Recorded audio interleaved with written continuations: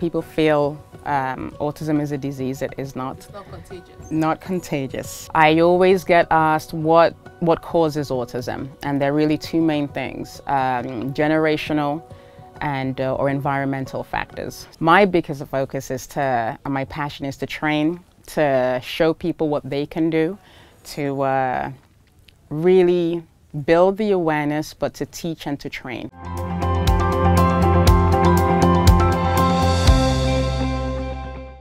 I'm Dr. Loretta Bones, and I have been in this field for about 25 years, a very long time. A specialist in autism, intellectual disabilities, and mental health services and support.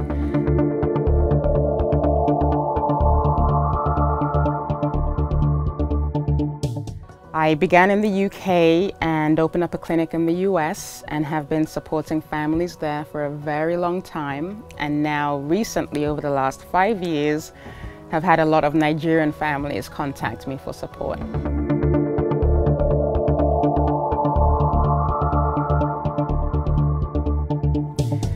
No, I'd like to think it chose me. I wasn't thinking about this, another career many moons ago, but as I began working and supporting a particular individual with autism, and then I followed him for about 2 years, able to take him from not being able to speak to then being able to speak, and watching his life change and his family's change, and that was the birth of the passion.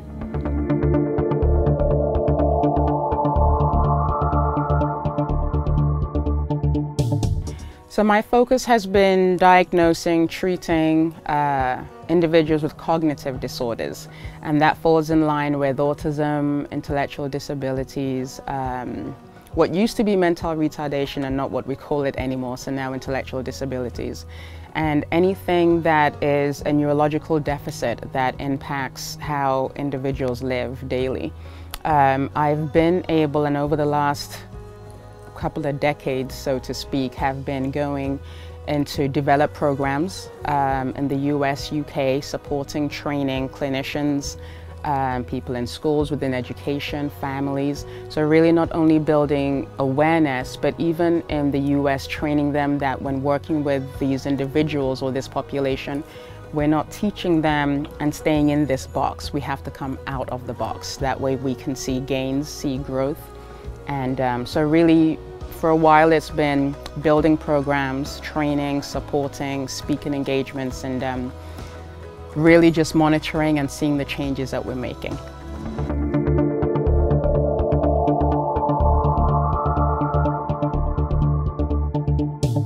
The biggest thing, or the biggest myth, is it's not a disease. So people feel autism is a disease. It is not. It's not contagious. Not contagious. Don't run away, but instead run to it. Be supportive.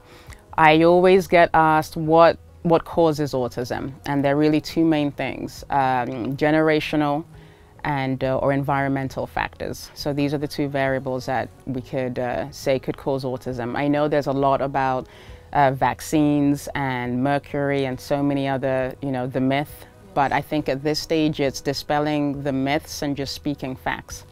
And not only autism, and I think also because there's an awareness right now, it's prevalent. Everybody hears autism and they think everyone has autism, and the biggest thing is when somebody says somebody's autistic. Clearly, my role is to train and say, person first, it's a child with autism, not someone that's autistic. And it's really being able to open up our world to individuals with these disorders and supporting families, because that's the biggest piece. We have families who give up on their children, who stress and get frustrated and don't know which way to turn just because there's a deficit in an area. And my biggest focus is my passion is to train, to show people what they can do, to really build the awareness, but to teach and to train. I would say those are the biggest factors: to teach and to train what we could do for individuals with autism, mental health concerns, because then we're dealing with depression, suicidal people. So there's so many things that align themselves with this disorder and other disorders.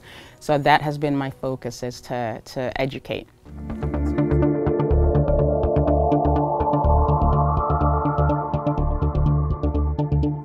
Environmental, it could be where people are. It could, whether it be pollution or whatever it may be within your environment, which can also impact behavior. It could be generational if you have a parent, and you know, these days pretty much when we have adults with autism or a quirky behavior, people assume they're weird, they're strange, but that could be what autism looks like 50 years from now. But that parent has been able to cope with that and they found strategies. Then they have a child that has autism and we call it autism but not the parent. So really sometimes if you see a parent, I mean, I have families that come in and just by speaking with the parents you could see, you know, this is generational. Then you could deal with the environmental piece, meaning where people live, health-wise, the pollution and so on. But really the focus isn't what's causing it, it's just more so how we can handle it, how we can using early intervention, support and build and train and shape and train, which has been the push versus, and also the understanding, you know, to go against the myth. If you have autism, it doesn't mean you stay home or we segregate you to a different school or you lead a different life. It's being able to make you, and my biggest push is to make each individual a contributing member of our society.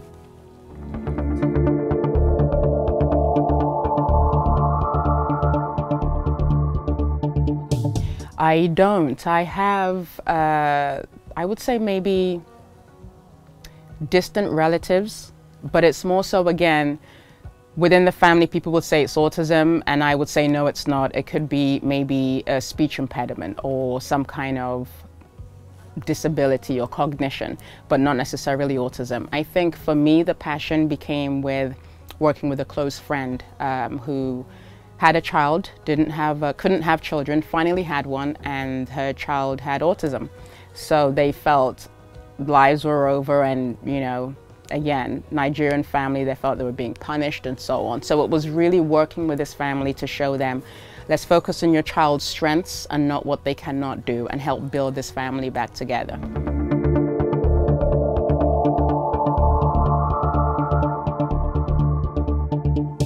I think Nigeria has many resources, which is great, and there's a government willing to aid and support where there's awareness with a specific project or a topic.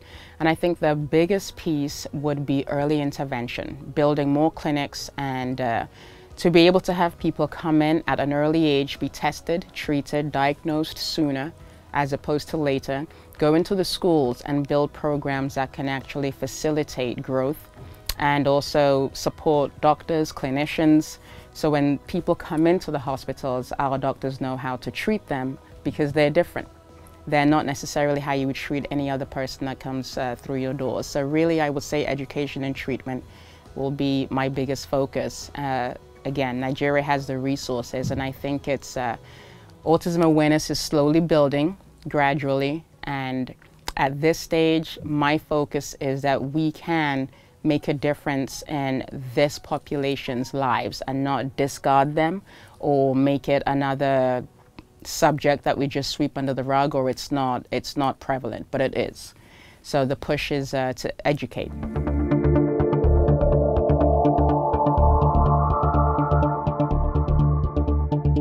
I think for me, and I will be honest, being in the US, UK, my entire life, that's been my focus. But I think over the years, as I have Nigerian families that come to me, and then I hear their struggles, whether it be finances to travel abroad and have their child treated, or it could be trying to get a visa to get over there, or calling me at midnight to ask if I can support them over the phone. And I think that is where the passion came in. Okay, I will come to you. You don't need to come to me, I can come to you. And that's been my drive, really, and we'll go state by state if we have to, house by house, but we'll reach everybody that we need to, and the passion is to change lives.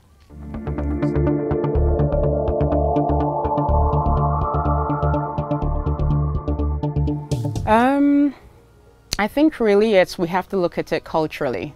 So in the US and the UK, you know, it's services we've been offering for a very long time. The challenges in Nigeria would be to dispel the myths, and I think this is where religion comes into play. You know, I hear often, is it witchcraft? Is it spiritual? And really, I look at it more scientifically. No, it isn't witchcraft, and no, the answer is a big no, and it's not spiritual. But really, that would be the difference for Nigeria, is trying to build the culture into understanding the science versus making it a spiritual thing. I do understand and respect the religion. However, I think helping families understand, yes, you can do what you want to do religiously, but also bring your child to the treatment facilities. Let's test, let's diagnose, and let's support in your homes also.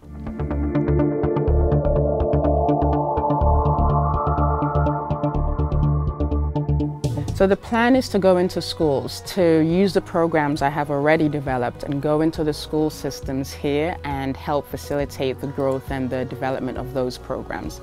Being able to either have a classroom for students that have autism or speech impediments or learning disabilities, but also being able to work with schools to understand this isn't a 12-year plan. It's hopefully a 1-year plan or a 2-year plan, short-term, interim.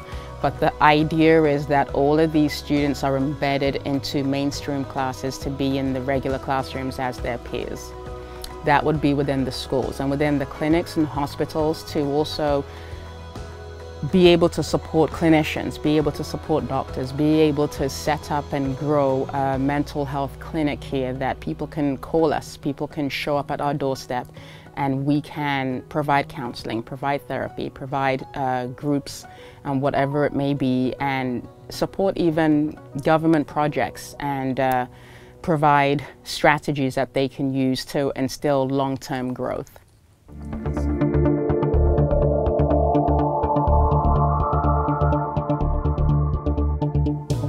Well, I really plan on focusing on symposiums for training, and I would like schools, principals, educators, doctors, whoever it may be, as professionals. We have two avenues: supporting professionals through the symposium, supporting families through the symposium, but also to be able to go into those schools and build new classes, build new programs, and develop new units, even for the mental health, and expand the clinic. When I speak of expansion, it's not to focus on the business aspect, but that way that everybody can come into that clinic and receive a service, receive treatment despite the cost, and we'll be able to provide and meet your needs and provide solutions.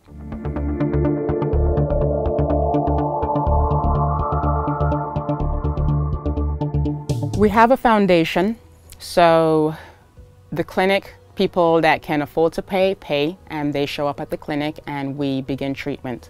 But for those that are not able to afford this service, that's why the foundation, we offer it as free service.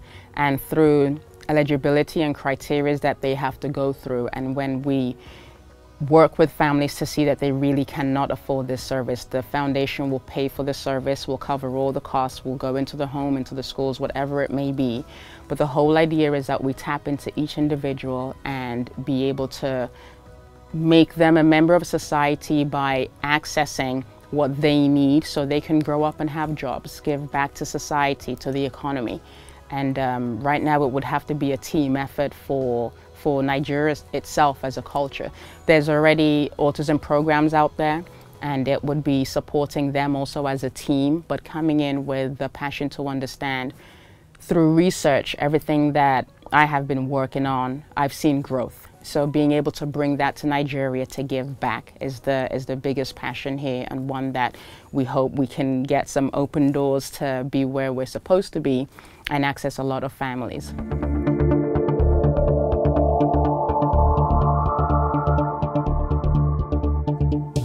Autism would be one, intellectual disabilities, Down syndrome, so cognitive disorders in general, and also mental health supports, meaning we're looking at depression, we're looking at maybe even suicidal rates, reducing those. We're looking at even those displaced, homeless shelters, families, they have a lot of needs, and often I hear that whether it be people hearing certain things or wandering around, or they used to be a great family, now look at them. So really providing a support for them to have access to items that they may need, have access to someone they could speak with, have access to strategies or therapy services that can support them to place them back into the workforces.